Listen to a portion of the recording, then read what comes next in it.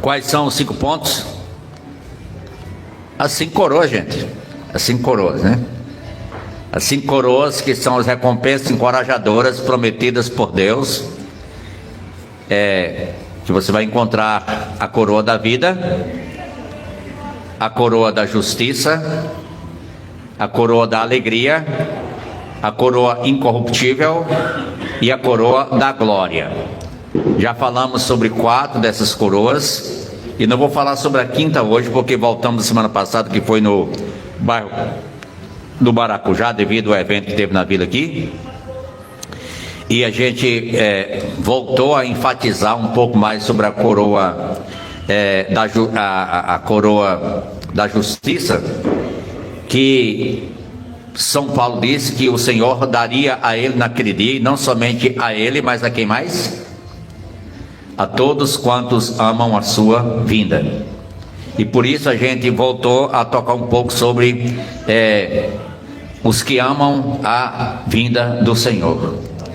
E a gente vai dar sequência hoje nesse prisma aí ainda, nesse pensamento sobre a vinda do Senhor. Isso pelo fato de ser um assunto que está sendo muito negligenciado no meio evangélico em geral.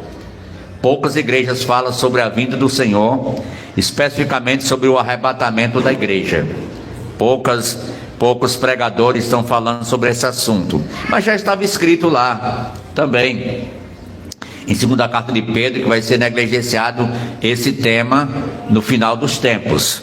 Mas nós, como batistas fundamentalistas, não queremos ser colaboradores dessa negligência e queremos manter acesa a candeia e abastecidas as lâmpadas, e saber, não é à toa que a gente lembra que nesse texto o Espírito e a noiva dizem: vem. Aquele que ouve diga: vem. Aquele que tem sede, venha. E quem quiser, receba de graça a água da vida.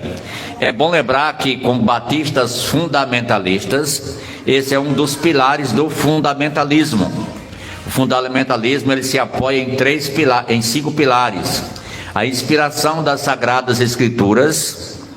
Segundo, a divindade de nosso Senhor Jesus Cristo, incluindo o seu nascimento virginal.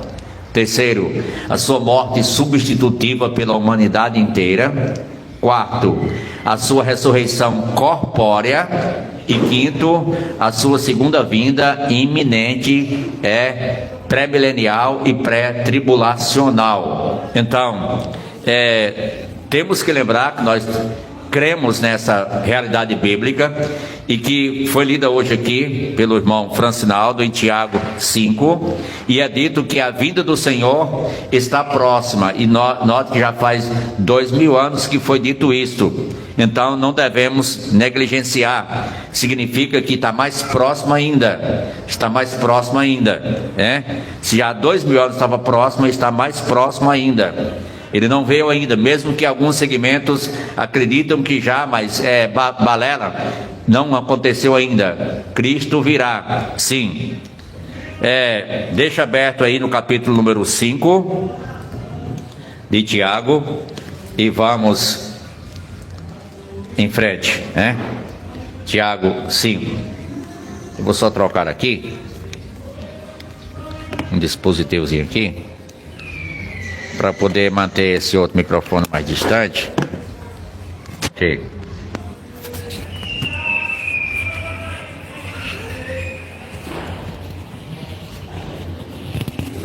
Só um momento. Pronto. Ok.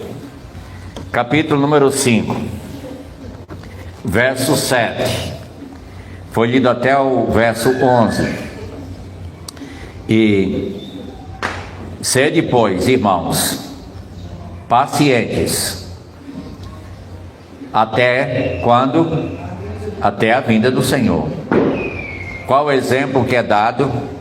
Eis que o lavrador, por exemplo, de um lavrador, aguarda com paciência o precioso fruto da terra, até receber as primeiras e as últimas chuvas. Eu tinha até um vídeo para apresentar sobre isso, eu gravei aqui em frente à igreja, mas não estava pronto para agora à noite, mas sede vós também pacientes e fortalecei o vosso coração, crente com coração forte, pois a vinda do Senhor está próxima. Falando para crente, irmãos, não vos queixeis uns dos outros. Havia uma tendência de queixar-se uns dos outros. Não faça isso, para não serem julgados. Tem quem julgue. Aqui diz: eis que o juiz está às portas. Mas agora não estamos sós, temos modelo. Tomai por modelo no sofrimento e na paciência os profetas, os quais falaram em nome do Senhor. Eis que temos por felizes os que perseveraram firmes. Olhe para quem perseverou firme. É isso que está dizendo.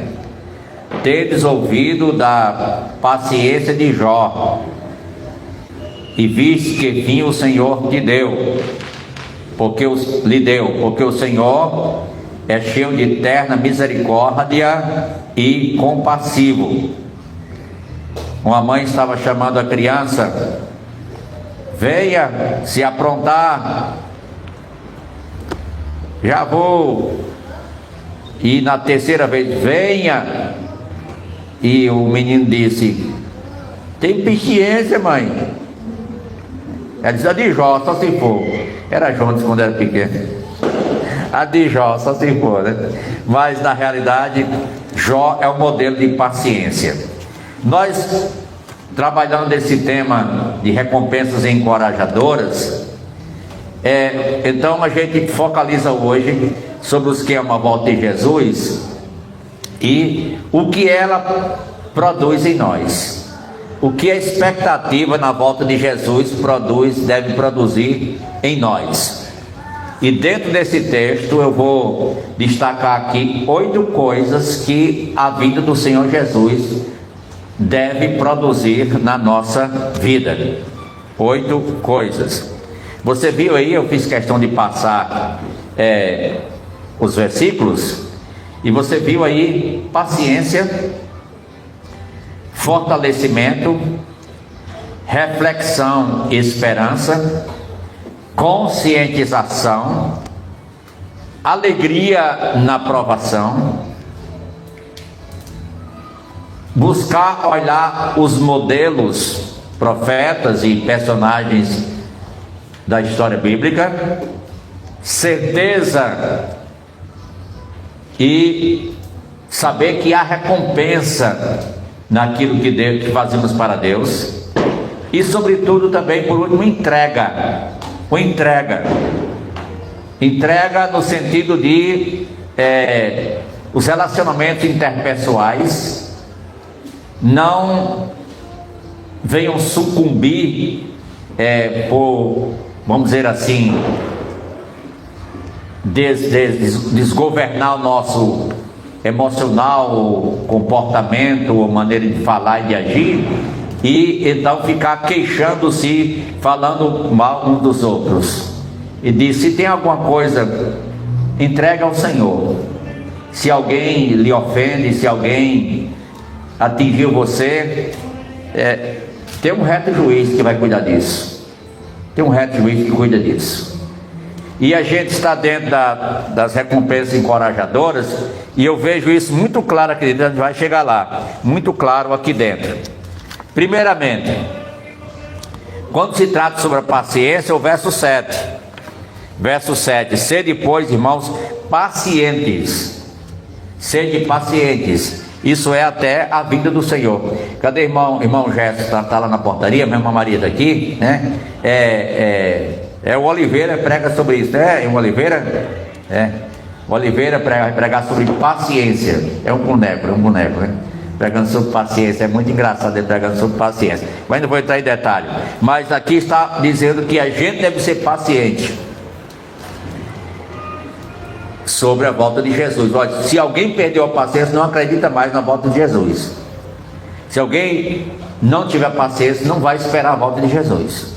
Não vai. Vai perder de vista, não, tira atenção, né? Tira atenção. E essa paciência aqui é dito no verso 7 como a paciência de um lavrador. A paciência de um lavrador. O lavrador, ele não vai preparar um roçado e já colher o fruto, não. Ele vai preparar o roçado, ele vai plantar, ele vai cuidar da plantação, e aí vem o fruto, os resultados. Mas, especialmente no mundo de hoje, que é tudo imediatista, né? As pessoas querem tudo na hora. Não, mas a gente precisa ter paciência, aguardar com paciência o precioso fruto da terra. A terra recebe as primeiras e as últimas chuvas. Hélio Silva gravou um vídeo com Miguel lá no sítio. Miguel plantou um roçadinho lá no sítio, um roçadinho de milho, né? Roçadinho de milho. Então ele tirou a foto, pega andando bonequinha, e depois já comendo a canjica do milho, mas tá interessante, né? Eu fui lá o roçadinho, eu fui lá, e o roçadinho de Miguel, né? Então, mas para se colher tem que se plantar. E plantando tem que cuidar, e tem que ter paciência para esperar, e Deus é que dá a chuva, a gente tem que ter paciência. Isso está mostrando nossa atitude com a vida do Senhor, está mostrando aqui.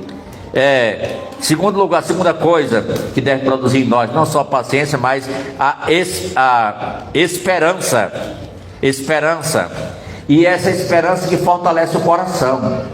Fortalecei o vosso coração. Crente tem que ter o coração forte, né? O coração fraco pode dar um piripaque e a pessoa se apaga, né? Um piripaque, como disse o pastor Manelzinho. Mas devemos fortalecer o coração, pois a vida do Senhor está próxima, é o que disse lá, o verso de número 8. Verso número 8. Está bem claro aí. E em terceiro caso, está falando sobre o alerta, a expectativa, né, desse acontecimento. Verso 8, olha, repete o verso 8. Sede vós também pacientes, fortalecer o vosso coração. Aí a expectativa é essa, pois a vinda do Senhor está próxima. Gente, aqui o Espírito Santo está falando por boca de São Tiago que a vida do Senhor está próxima. Não foi palavra meramente de Tiago, não, foi o Espírito Santo que o levou a registrar essa realidade aqui. Jesus vem, está próximo dele vir. Não devemos esquecer, não devemos negligenciar. A vinda do Senhor está próxima. Já em terceiro caso, o alerta ainda está no verso 8 ainda, da expectativa. É um alerta de reflexão. Quando a gente diz aqui o alerta, no verso número 8 ainda, é que diz que a vinda do Senhor está próxima. Então é como se a gente tivesse visto aquele vislumbre, aquela luz, aquele clarão, que já é uma realidade para a gente. Ele vem. Não chegou ainda, mas ele vem assim. Ele vai aparecer, ele vai chamar, atrair o seu povo. E está próximo a isso acontecer. Esse é um alerta de expectativa. Não devemos perder a expectativa. Temos que estar alerta. Lembra aquelas parábolas que é em outro contexto, mas Jesus disse: estejam acesas as vossas candeias, né? Estejam vocês alertos com vossas candeias abastecidas, né? E na expectativa, ali é um outro contexto, mas pode usar como ilustração. Mas na realidade, ele vem. Devemos refletir nessa realidade. E em quarto caso, a conscientização da nossa prestação de contas com ele. Aqui entra o nosso assunto, nosso tema de recompensas encorajadoras. O verso 9, olha aí. Irmãos, não vos queixeis uns dos outros para não serdes julgados. Eis que o juiz está às portas. Aqui tem os dois sentidos. Antigamente, para um tribunal de justiça, de decisões importantes de uma cidade, era na porta da cidade. é na porta da cidade.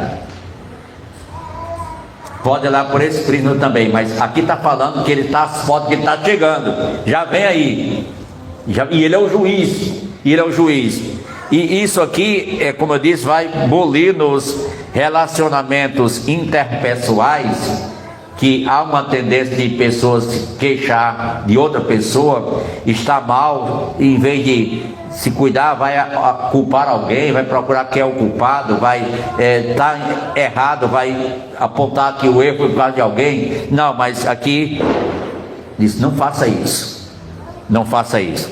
E aqui está mostrando que haverá recompensas, haverá uma prestação de contas, há um juiz.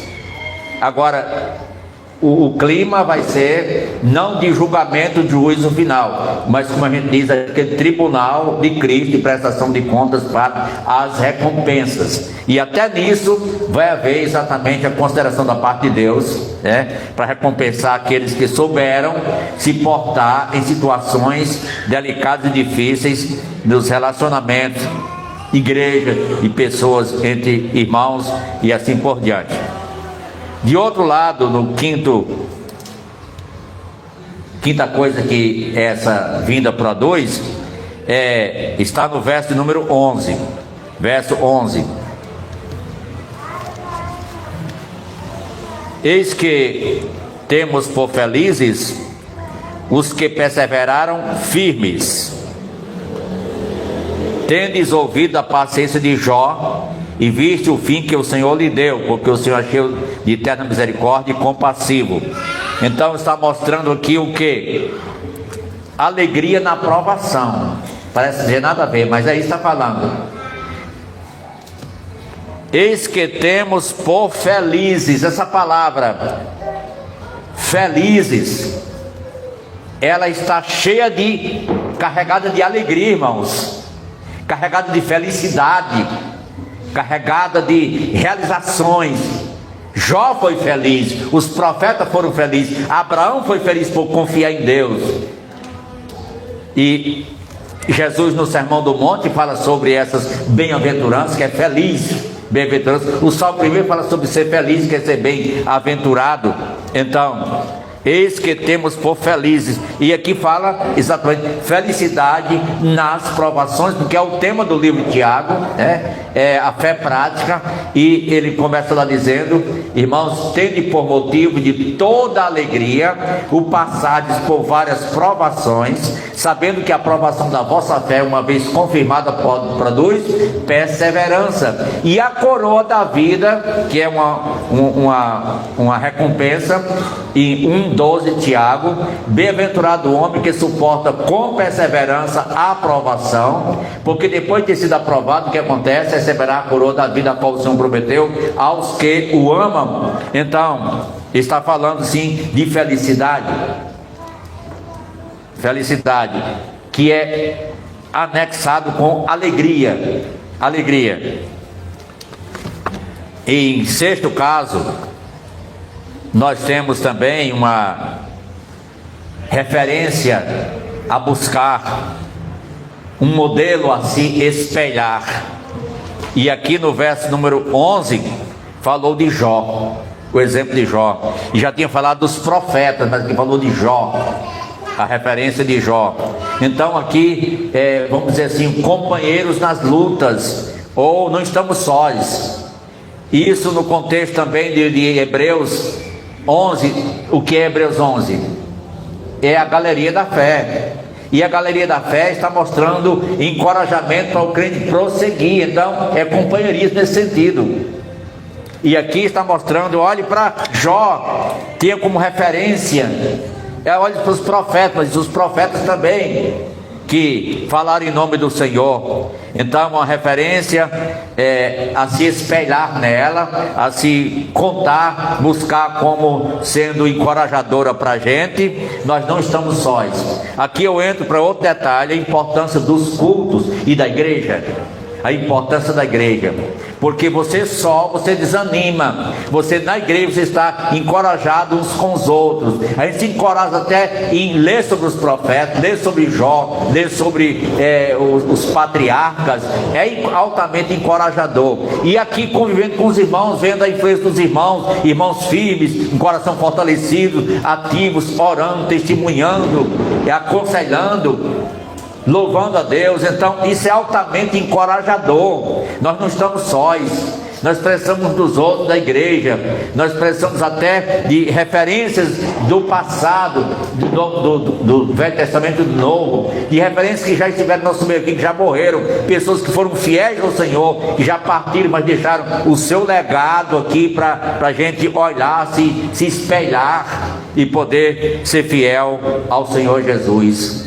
Isso é ser um crente. É diferente de ser alguém que não entende o Evangelho.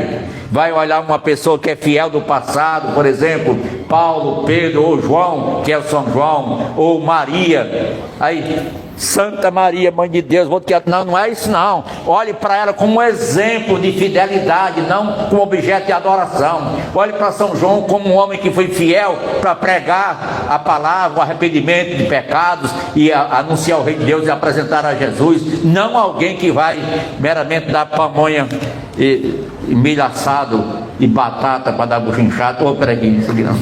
Mas eu fiz, essa semana eu apresentei a semana passada o cordel do São João Batista, né? Aí, essa semana eu elaborei um cordel assim, mirabolante assim, depois do São João. Aí eu mesmo fiquei achando graça comigo. Essas coisas assim, depois do São João, tá? Gente cego, outro moco perdeu a audição por causa dessas bombas, outro ficou cego, outro perdeu um braço, outro queimou o corpo com tanta coisa, outro ficou com dor de barriga de comer meio mal assado, outro ficou...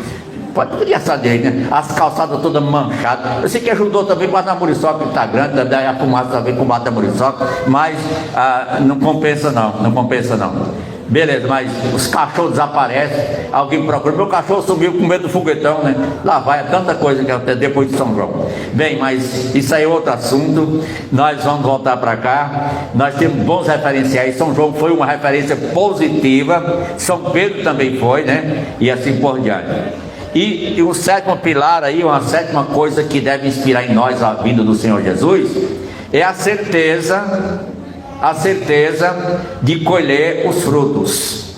Bem, aqui entra nossa temática recompensa encorajadoras. Aqui eis que o lavrador, verso 7, que o lavrador aguarda com paciência o precioso fruto da terra até receber os primeiros, as últimas chuvas. O lavrador trabalha com a intenção de colher. Quando não colhe é porque perdeu, né? Mas você não quer perder seus galardões, quer, Tiago? Não quer perder seus galardões, você quer colher seus galardões. Plante direitinho, prepare a terra direitinho, faça direitinho como Deus orientou. Vai ter recompensa aqui. As recompensas encorajadoras, elas vêm no seu devido tempo, e Tiago está mostrando isso bem claro aqui para todos nós. A certeza de colher os frutos, né? Lembra aquele hino que é para jovens, né? Semente lançada na terra, germina e seu fruto produz. As nossas ações e palavras dão ceifas de treva ou de luz. Então, o que a pessoa planta, a pessoa colhe. É a lei da semeadura e da ceifa. Não vos enganeis, de Deus não se zomba. Aquilo que o homem semear, isso também ceifará. Pois bem, e por último, a entrega e confiança. Deve produzir em nós entrega e confiança. Isso, verso 9. Irmãos, não vos queixeis uns dos outros, para não serem julgados, eis que o juiz está às portas. Tem muitos problemas em muitas igrejas, porque as pessoas esperam muito umas das outras, e quando dá errado consigo, só culpa os outros. Mas lá em Lamentações tem um versículo que ajuda nesse sentido. Alguém está lembrado? Livro de Lamentações. Porque se queixa o homem que é mortal, porque se queixa dos seus, porque se queixa o homem que é mortal, se queixe cada um dos seus próprios pecados. Se queixa do que você é, meu amigo. Não vai culpar ninguém não. Isso aí é antigo. Adão, quando Deus pegou no pé dele, ele jogou em cima de ela. Foi ela, foi o Senhor me deu. Culpou até Deus, né? Foi a mulher que tu me deste que fez isso, né? Quer dizer, o Senhor está errado e ela também. Mas foi o Senhor que me deu. Então, a tendência ser humana é querer culpar os outros. Assuma sua responsabilidade. Como é bonito uma pessoa assumir o seu erro e sofrer por ele para corrigir. Seja homem para isso, seja mulher para isso. Assuma o seu erro. Assuma diante de Deus, diante da sociedade. Assuma. Paulo, o apóstolo, não é que ele pecou, mas ele foi um homem. Não foi um homem peça boa não, viu? Ele estava compactuando com o assassinato de Estevão e de outras pessoas. Ele estava perseguindo a igreja de Deus, perseguindo o próprio Jesus. Jesus disse: você persegue a mim, Saulo? Eu sou Jesus Nazareno que tu persegues. Aí Paulo se converte, se rende a Jesus, até cego fica, né? Na hora. E então agora ele é chamado para uma missão nobre. Qual foi a atitude dele? Ele não mediu distância, ele sofreu pelo Evangelho, ele apanhou, ele foi preso, ele foi maltratado, mas ele enfrentou sabendo, pior foi eu fazia tudo isso, eu tenho que sofrer mesmo, aguentar, porque é por Jesus merece, eu que não merecia, eu era ruim, mas agora eu quero fazer tudo bom para Deus. Irmãos, existe forma da pessoa reconhecer, né? Reconhecer o seu erro e assumir diante de Deus. Isso é importante e até é digno. Não se queixe um do outro, não. Entregue ao Senhor. Entregue ao Senhor. Se tem alguém que foi quem falhou com você, entregue ao Senhor. No devido tempo Deus vai tratar. O juiz está às portas aí. Deixa com ele. Porque se for bolir vai atrapalhar. Você vai se atrapalhar todinho e pode prejudicar e estragar mais ainda. Deixa, entrega ao Senhor. Entrega ao Senhor. Como é, irmão Avelino? Entrega o teu caminho ao Senhor, confia nele e o mais ele fará. Ele satisfará até o desejo do teu coração. Entrega ao Senhor. Mas a nossa tendência como ser humano é simplesmente jogar em cima dos outros e queixar. Então, irmãos, que esses pilares, essas realidades que são produzidas pela volta de Jesus para conosco, cultivemos mais a paciência, a esperança, o alerta dessa vida que está próxima, conscientes de que prestaremos conta com Ele e seremos recompensados. Sejamos alegres ao passar nas provações, porque muita gente é alegre, mas quando chega na provação, aí desanima.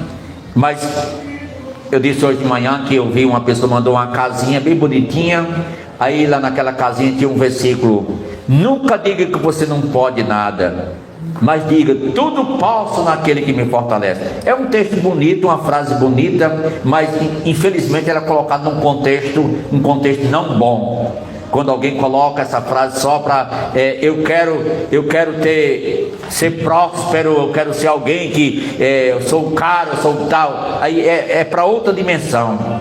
Quem disse esse texto, tudo posso naquele que me fortalece, verso 4:13, foi alguém que estava preso, alguém que sofreu perseguição, era Paulo na prisão, é alguém que passou fome, é alguém que precisou de ajuda de outras igrejas para poder se manter, era alguém que estava até doente, quase sem ver, mas ele podia dizer: tudo eu posso naquele que me fortalece. Eu posso até sofrer e ser fiel, eu posso até ter escassez e ser fiel, eu posso até passar fome e ser fiel, eu posso até estar em nudez, mas fiel, eu posso todas as coisas naquele que me fortalece. Esse é um texto muito importante da gente entender corretamente. Na Praça da Bíblia em Várzea da Palma, Minas Gerais, tem esse versículo: tudo posso naquele que me fortalece. Então, conversando com o pessoal lá, eu entrei no Facebook da cidade para poder entrosar com o pessoal lá, que eu queria ir lá, né? Então, peguei conversar com um e com outro, fazendo amizade pelo Facebook. Aí eu botei o vídeo da Praça da Bíblia aqui de Santa Cruz, né? Fiz o vídeo com a Praça da Bíblia de Santa Cruz. Aí uma pessoa disse: aqui em Vaz da Palma tem a Praça da Bíblia também, né? Ele disse: ah, tem. Você mandar uma foto para mim, eu faço uma arte e levo para vocês aí, né? Aí eles mandaram a foto, tiraram uma foto boa, bem profissional, e mandaram. Eu fiz a arte, levei, fui entregar lá na Praça Pública, fiz uma programação. Teve 2 lições para Cristo lá em Vaz da Palma, quando a gente foi lá, nessa ocasião. Então foi uma oportunidade da gente conhecer a Praça da Bíblia lá, e está lá, Filipenses 4,13. Tudo posso naquele que me fortalece. Então, usando as redes sociais, usando a tecnologia para levar a palavra a essas pessoas, né? Até hoje eu posso mandar vídeos para lá, eles estão acompanhando, eu mando vídeo para lá até hoje, são oportunidades. Então, posso mandar vídeo, nesse sentido está certo. Eu posso evangelizar, posso partilhar sobre Jesus, aquele que é realidade, aquele que é o Senhor, aquele que vem e que muitos não estão aguardando. Meus irmãos, a gente falou isso lá na semana passada, lá no bairro do Maracujá. Estamos na expectativa do arrebatamento. Agora eu vou fazer aqui só uma sondagem, né? Rapidamente, porque os jovens estão já afiados nisso aí, e alguns adultos também. O arrebatamento da igreja. O que é o arrebatamento mesmo, hein, gente?